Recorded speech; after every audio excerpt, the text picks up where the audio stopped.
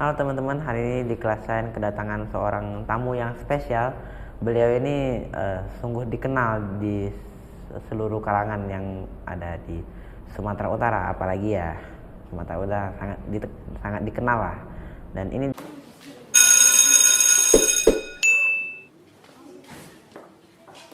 dia Dr. Sofian Tan. Apa kabar, Dok? Baik. Amin. Nah, boleh cerita gak latar belakangannya di bidang kesehatan medis, seorang dokter kok bisa belok concern ke pendidikan? Ya, memang sejak kecil cita-cita saya ingin jadi dokter. Kenapa ingin jadi dokter? Karena lahir dari keluarga yang sangat miskin. Kedua orang tua saya tidak berpendidikan. Papa saya tukang jahit. Menjadi orang miskin itu nggak enak. Karena itu cita-cita saya ingin jadi seorang dokter. Tapi perjalanan saya untuk mencapai dokter itu banyak sekali hambatan. Hambatan pertama, karena mau kuliah kedokteran itu butuh dana yang lebih banyak. Sedangkan orang tua tidak mampu. Sedangkan untuk ambil kuliah yang murah hanya bisa di USU. Tapi USU pada waktu itu ada ketentuan yang tidak tertulis bahwa hanya 2 orang Tionghoa yang bisa jadi mahasiswa kedokteran. Akibatnya saya gagal dan kemudian saya masuk testing di Metodis, di Universitas Metodis Indonesia, dan saya menang. Nah, tetapi dalam perjalanan itu pada saat saya membutuhkan dana lebih banyak, papa saya meninggal. Papa meninggal yang mengharuskan saya itu sambil kuliah ngajar. Pagi saya kuliah, sore saya ngajar, masih tidak cukup. Dan kemudian saya harus ngajar les sampai jauh malam, jam 9 malam baru selesai. Dan kemudian saya pulang sampai di rumah saya di Sunggal sambil belajar mulai jam 10 sampai jam 2 dini hari.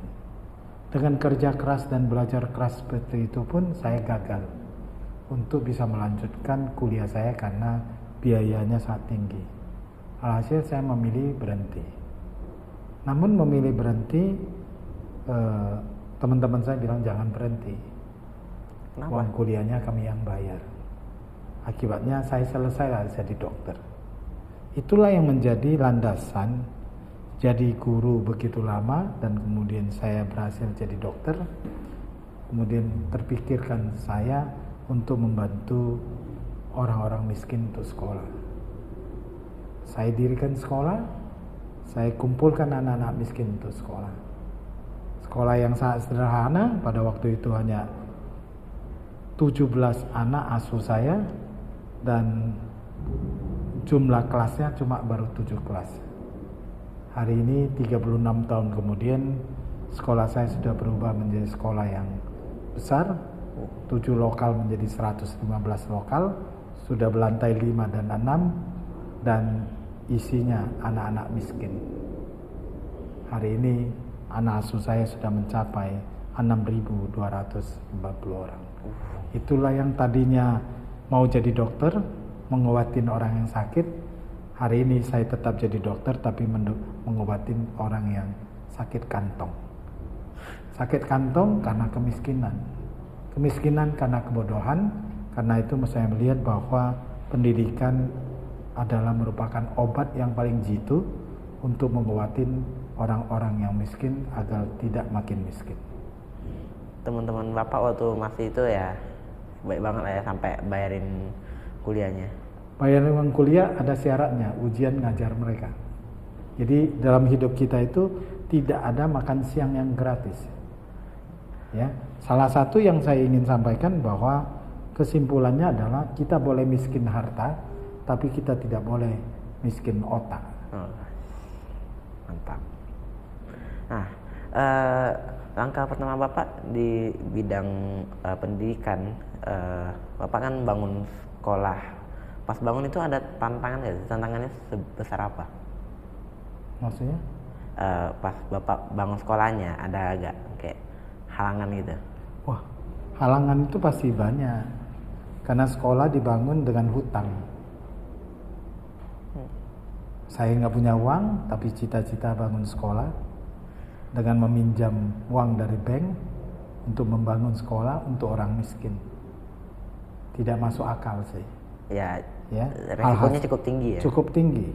Tapi hidup itu adalah resiko.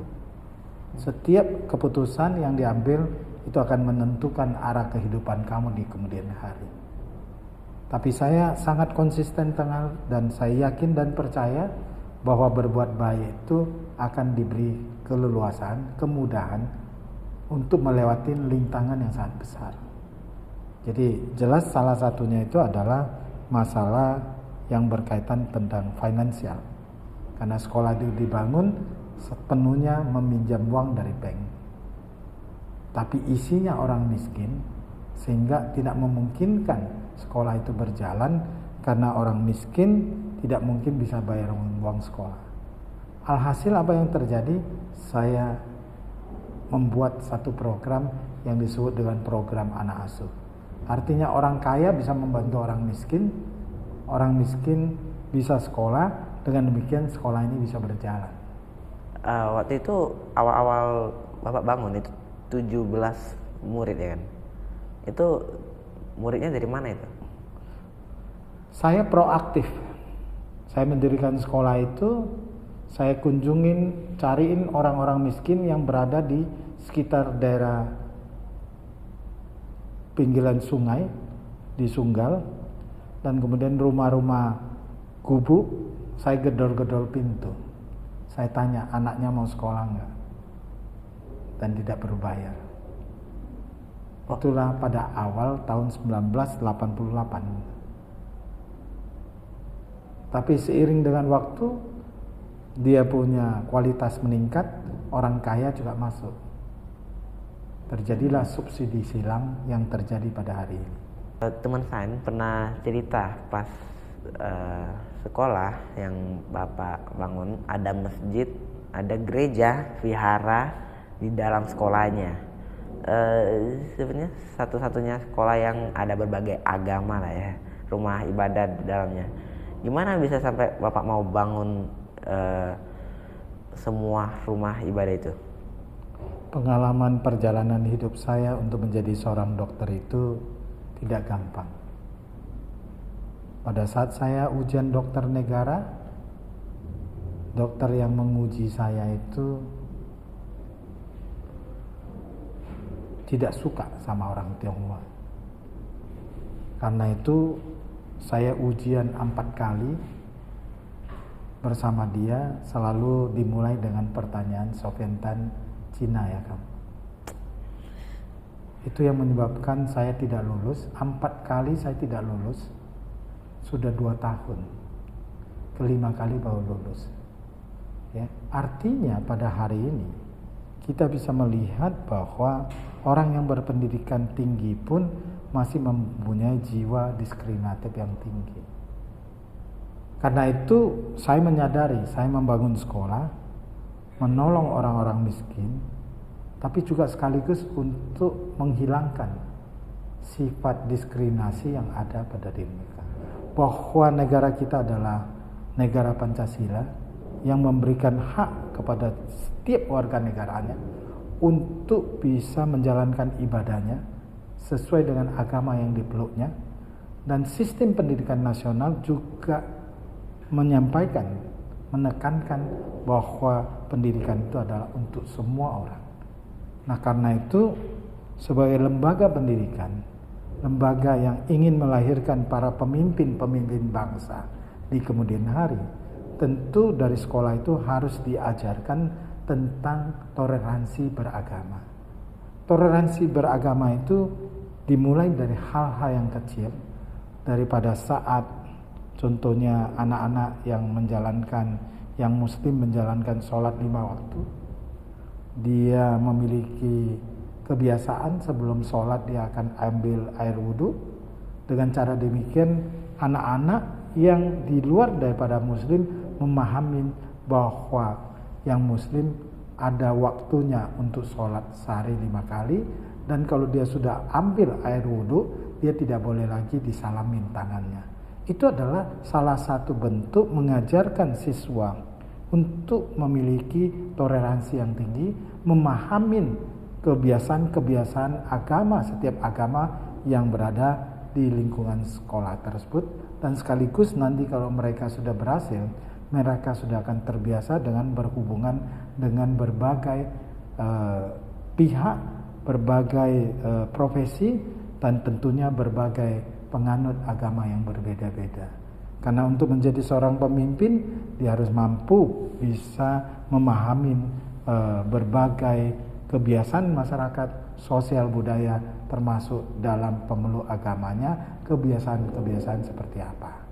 Nah, sama aja bahwa pada saat Imlek, bahwa yang non-Muslim, yang Buddha itu akan banyak menyiapkan ya, hal-hal yang berkaitan tentang misalnya makanannya, jeruk dan sebagainya, ya, jeruk atau buah kasturi. Nah, kebiasaan yang dilihat oleh non-Buddhis, melihat kebiasaan itu, ini akan melahirkan peluang bisnis. Bahwa dengan melihat kebiasaan budaya daripada Tionghoa ini, mereka akan melihat, wah, kalau begitu bisnis saya menjelang Imlek itu saya harus jual jeruk, harus kasturi, atau yang manis-manis untuk bisa buat kue bakul dan sebagainya. Jadi memahami kebudayaan orang lain, memahami kebiasaan orang lain, itu akan melahirkan peluang bisnis yang tentunya akan membuat hubungan antar sesamanya menjadi lebih harmonis. Sepertinya langkah Bapak di bidang pendidikan dengan membangun sekolah itu kurang cukup ya. Makanya Bapak langkah ke Senayan jadi anggota DPR RI Komisi 10 sejak 2014. Udah lama itu. Kenapa pilihnya jadi anggota DPR, Pak? Sebenarnya untuk menjadi anggota DPR pun bukan pilihan, ya. Tetapi karena partai saya adalah PDI Perjuangan, Ibu Megawati menugaskan saya untuk berada menjadi anggota DPR setelah gagal jadi wali kota Medan tahun 2010. Tapi begitu saya ditugasin, maka saya harus menjalankan penugasan itu dengan sebaik-baiknya. Dan yang saya pilih, saya adalah pilih Komisi 10 yang berkaitan dengan pendidikan. Kenapa itu saya ambil? Karena saya ingin meneruskan perjuangan. Perjuangan membantu orang-orang miskin yang ingin jadi hidupnya lebih baik.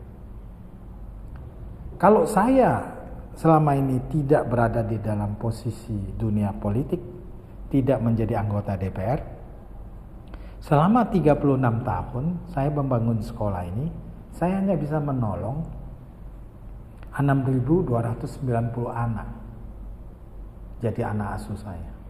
Tapi begitu saya jadi anggota DPR yang baik, 9 tahun saja, saya sudah berhasil membantu 416.069 siswa dan menolong 8.814 anak yang bisa kuliah gratis. Artinya apa? Artinya sebagai anggota DPR, kau memiliki wewenang.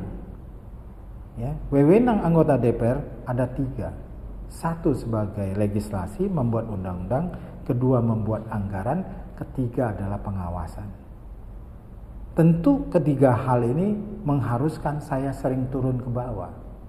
Saya turun ke bawah menyerap apa yang menjadi keluhan masyarakat. Yang saya lihat adalah banyak orang miskin yang terus bertambah, tapi mereka sudah melewati berbagai pemilu. Dia bisa 6 kali dia ikut pemilu, tapi apa yang terjadi? Dia tetap menjadi seorang petani yang miskin. Dia tetap menjadi buruh bangunan. Padahal dia sudah 6 kali coblos pemimpin dan wakil rakyat yang mewakili dirinya, tapi hidupnya tetap miskin. Nah, kenapa? Karena pemilu itu diartikan sebagai pesta bagi-bagi sembako. Nah, bagi sembako 5 kilo, dia memilih dia, kalau dihitung dengan uang 15.000 per kilo, berarti setiap bulan dia hanya dibayar 1.250. Tapi yang dipilihnya menjadi anggota DPR duduk manis, dapat uang, gaji yang bagus, fasilitas yang bagus. Yang memilihnya tetap menjadi petani yang miskin, menjadi buruh bangunan yang miskin, tidak naik kelas. Nah, karena itu saya meyakini menjadi anggota DPR yang baik, saya merubah hidup mereka, anak-anak mereka saya kuliahkan. Kalau hari ini mereka bertemu dengan saya kuliahkan anaknya, 5 tahun kemudian anaknya sudah menjadi sarjana dan kerja, penghasilannya sudah di atas 5 juta. Bukankah menjadi anggota DPR yang baik mampu membuat kesejahteraan orang banyak? Nah, karena itu sekaligus mendidik masyarakat bahwa memilih bukan memilih pintar, bukan memilih sembako. Kalau milih sembako, berarti yang dipikirkan hanya perut yang sejengkal itu. Selama Bapak jadi Komisi 10, apa aja tugasnya? Ya, tugasnya itu tiga. Salah satu itu adalah membuat kebijakan, legislasi, membuat undang-undang. Misalnya undang-undang sistem pendidikan nasional, ya, yang mengharuskan negara membantu orang-orang miskin untuk memperoleh beasiswa. Jadi dasarnya misalnya undang-undang sistem pendidikan nasional itu wajib belajar 9 tahun. Negara memaksa penduduknya, rakyatnya harus menyekolahkan anaknya sampai tamat SMP. Ya. Kalau tidak menyekolahkan anaknya sampai tamat, orang tuanya bisa dihukum. Itu adalah undang-undang. Ya. Yang kedua adalah membuat anggaran. Anggaran pendidikan itu ada sekitar, kali ini adalah sekitar 660 triliun. Mau digunakan apa uang ini? Digunakan untuk membangun sekolah. Banyak sekolah yang buruk. Ya. Membangun fasilitas. Memberikan beasiswa dari anggaran tersebut. Setelah uang itu dikeluarkan, maka tugas yang ketiga adalah mengawasi apakah uang yang dibantu itu terjadi kebocoran atau tidak. Apakah terjadi penyelewengan? Penyelewengan itu apa? Penyelewengan korupsi. Ya. Kalau dia punya uang diberikan 100 juta, ternyata bangunan yang tadinya 100 juta kok reok-reok, jelek-jelek. Ternyata dia hanya keluarkan 50 juta masuk dalam kantong. Saya akan bikin surat kepada BPK, periksa dia, dan BPK akan meneruskan kepada pihak berwajib dan orang tersebut akan ditahan. Gitu. Itulah fungsi daripada kerjaan seorang anggota DPR. Oke. Nah, saya baca berita Bapak sudah membagikan beasiswa KIP dan PIP hingga ratusan ribu siswa. Apakah semua penerima beasiswa itu dari Medan aja? Tentunya tidak. Pemberian beasiswa PIP itu tergantung kepada kebutuhan dan persyaratan yang memang diterapkan. Yang pertama adalah orang yang miskin. Kalau untuk PIP harus orang-orang yang penghasilannya di bawah 5 juta. Kalau penghasilannya di bawah juta, berarti dia berhak memperoleh PIP maupun KIP kuliah. Itu persyaratannya. Nah, tentang tempat bukan hanya di Medan. Tentu khususnya kalau saya sudah anggota DPR RI, Dewan Perwakilan Rakyat Republik Indonesia, wilayah saya semestinya adalah seluruh Indonesia. Jadi bantuan setiap tahun itu adalah 17,9 juta, tahun depan menjadi 18,5 juta penerima bantuan tersebut. Itu tersebar di seluruh Indonesia. Khusus daerah saya, daerah pemilihan saya yang meliputi Medan, Deli Serdang, Serdang Bedagai, dan Tebet Tinggi, menjadi kewajiban saya untuk memperhatikan daerah orang-orang yang memilih saya. Ya. Karena itu penyerahan bantuan PIP maupun KIP kuliah terutama saya berikan kepada daerah pemilihan saya, Medan, Deli Serdang, Serdang Bedagai, apakah ada yang dari ini? Ada. Apakah ada dari Tobasa? Ada. Apakah ada dari Bengkulu? Ada. Apakah ada dari Papua? Ada. Apakah ada dari Bali? Ada. Tergantung usulan yang disampaikan kepada saya.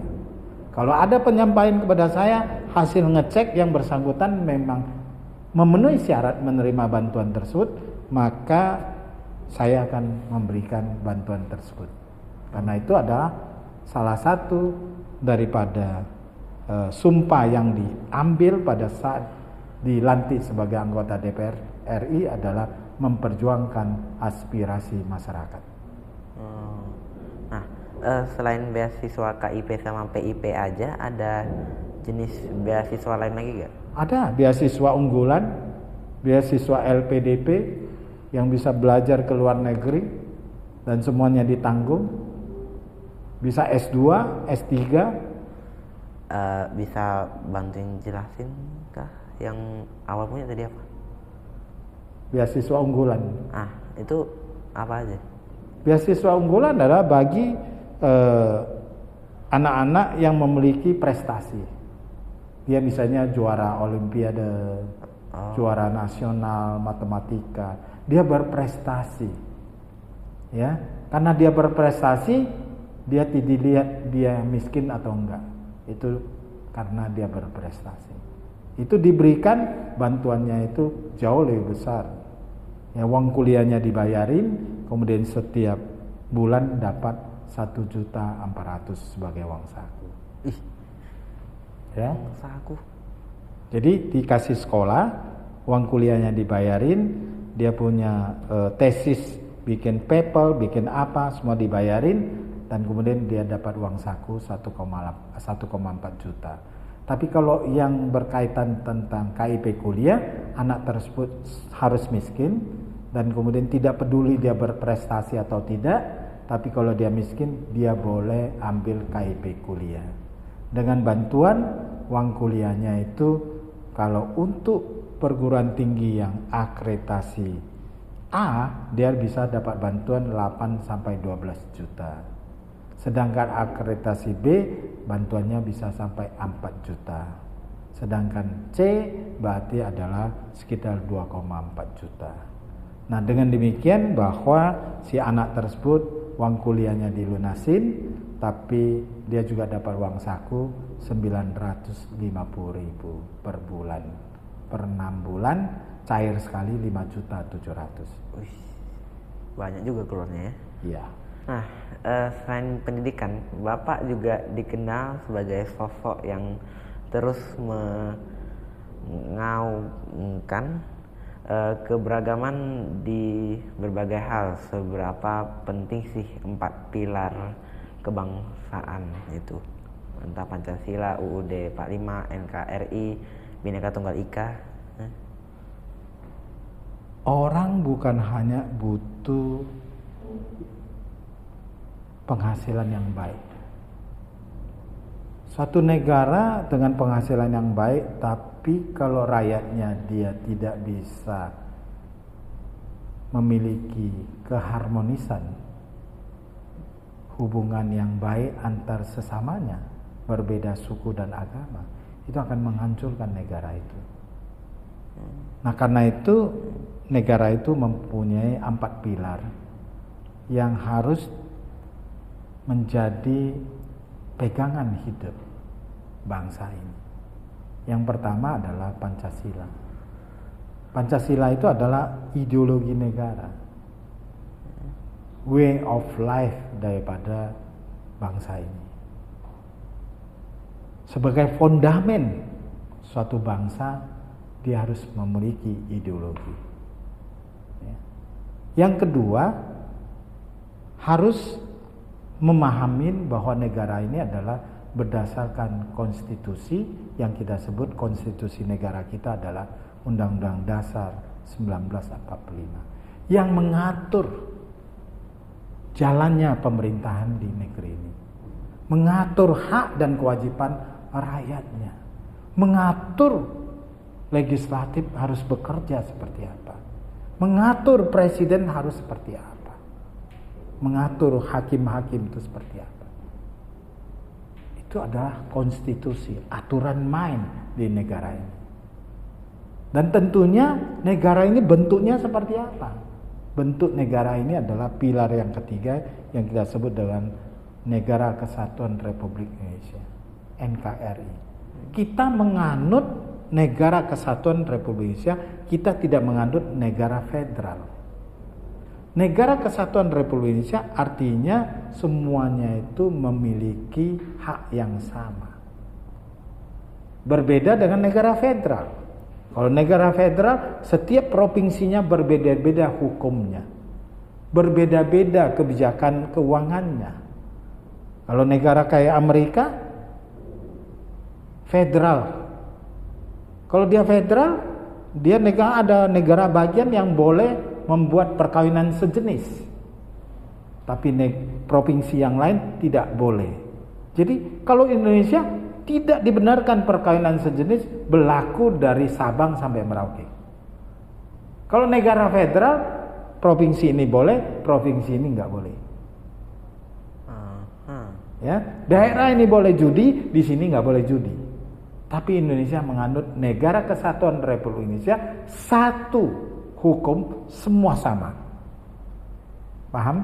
Paham. Nah, yang keempat, isi daripada negara itu adalah Bhinneka Tunggal Ika.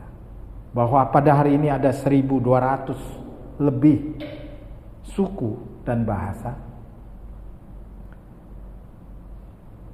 Sangat berbineka. Ada 6 penganut agama yang diakui. Selain itu ada kepercayaan yang juga diakui, ketuhanan yang Maha Esa, kepercayaan kepada Tuhan yang Maha Esa itu juga diakui sebagai agama. Itulah kebineka tunggal ikaan kita. Berbeda-beda kita, tapi tetap satu dalam rumah yang kita sebut NKRI tersebut. Pak, Bapak kan kuliah kedokteran ya sebelumnya. Buat jadi DPR itu perlu ada kuliah hukum atau apa? Tidak perlu. Jadi syarat buat menjadi anggota DPR itu adalah panggilan hati. Kamu harus tahu menjadi anggota DPR itu purpose kamu itu apa, tujuan kamu itu apa. Kalau kamu tujuannya untuk mencari uang, kamu jadi pengusaha. Bahwa saya memahami ini semuanya adalah pengalaman. Ya, tentu saya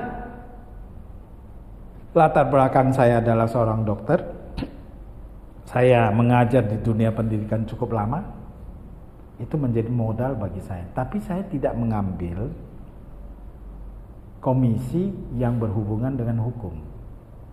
Komisi hukum itu komisi 3. Saya ambil komisi 10. Karena setiap orang boleh memilih. Kamu mau berada di komisi berapa? Komisi 1 bidang pertahanan dan luar negeri. Berarti urusan kamu adalah berhubungan dengan TNI dan Menteri Luar Negeri, partner kamu. Jadi beda-beda. Kalau Menteri Pendidikan dan Kebudayaan berhubungan dengan komisi 10. Jadi sudah dibagi-bagi sesuai dengan kemampuan kamu. Itu komisi ada sampai berapa aja? 11. Ada bagian-bagian apa aja? Komisi 1 bidang pertahanan dan luar negeri, komisi 2 bidang dalam negeri, komisi 3 bidang hukum, komisi 4 bidang pertanian, komisi 5 bidang infrastruktur, perhubungan, komisi 6 bidang BUMN, perdagangan, perindustrian, komisi 7 bidang migas. Migas itu apa? Gas, minyak dan gas. Ya. 8 bidang agama, bidang ke-9 bidang kesehatan dan buruh, bidang 10 bidang pendidikan, 11 bidang keuangan. Saya ingin menyampaikan bahwa pada tahun 2035 jumlah masyarakat Indonesia 3/4 adalah usia produktif. Usia produktif artinya usia yang bisa bekerja dan menghasilkan penghasilan bagi keluarganya. 3/4. Artinya di dalam satu rumah tangga, kalau di rumahnya ada 4 orang, 3 orang bisa bekerja, cari uang, 1 tidak bisa kerja. Apakah dia lansia atau masih anak kecil? Itu yang disebut dengan bonus demografi yang diberikan kepada Indonesia. Dan itu tidak akan terulang. Tidak akan terulang. Pada tahun 2035 Indonesia memperoleh bonus demografi. Berarti pada waktu itu adalah generasi Gen Z dan generasi milenial yang mendominasi. Tahun 2035 menuju tahun emas Indonesia merdeka 2045 itu adalah dunianya kaula muda yang hari ini berada di dunia generasi Z dan milenial. Apakah bonus demografi ini memiliki manfaat bagi Indonesia? Jelas. Kalau dikelola secara baik, SDM-nya benar-benar diberikan, berarti generasi ini dia akan membuat Indonesia berada di urutan ke-7 menguasai ekonomi dunia. Malah ada yang prediksi menjadi negara 4 besar dunia. Kenapa? Karena Indonesia memiliki sumber daya alam yang melimpah. Tidak ada musim dingin, tidak ada musim panas, musim gugur. Sepanjang tahun dia bisa bercocok tanam. Sumber daya alamnya semua melimpah. Kalau diikutin dengan SDM yang baik, kualitas pendidikannya baik, maka anak-anak ini akan memegang peranan penting. Kaula muda hari ini, generasi Z, Gen Z dan generasi milenial akan menikmati kondisi kesejahteraan pada tahun 2045. Untuk mencapai itu tidak ada jalan lain bahwa generasi muda ini yang hari ini tidak boleh berleha-leha. Tidak boleh santai. Harus meraih ilmu yang setinggi mungkin, memiliki attitude yang baik, etika hidup yang baik, bukan bentuk sifat yang gampang menyerah, mau instan, tapi semua keberhasilan itu lewat proses yang sangat panjang. Harus tahu bisa menikmati pahitnya hidup, getilnya hidup ini, memiliki kedaya tahan tubuh yang tinggi. Dengan demikian mereka akan menjadi pemenang pada tahun 2045. Tapi kalau mau menjadi penonton diri sendiri, karena negara kita adalah sudah negara bebas, memasuki negara yang kita sebut dengan globalisasi, yang menyebabkan penduduk negara lain bisa masuk ke Indonesia untuk bisa berdagang. Kalau orang yang lain yang masuk menguasai ilmu dan teknologi, sedangkan kita tidak melakukan hal itu, pendidikan kita terendah, kita tidak ingin sekolah lebih tinggi, meraih ilmu yang setinggi-tingginya, maka kita akan menjadi babu di negeri ini sendiri.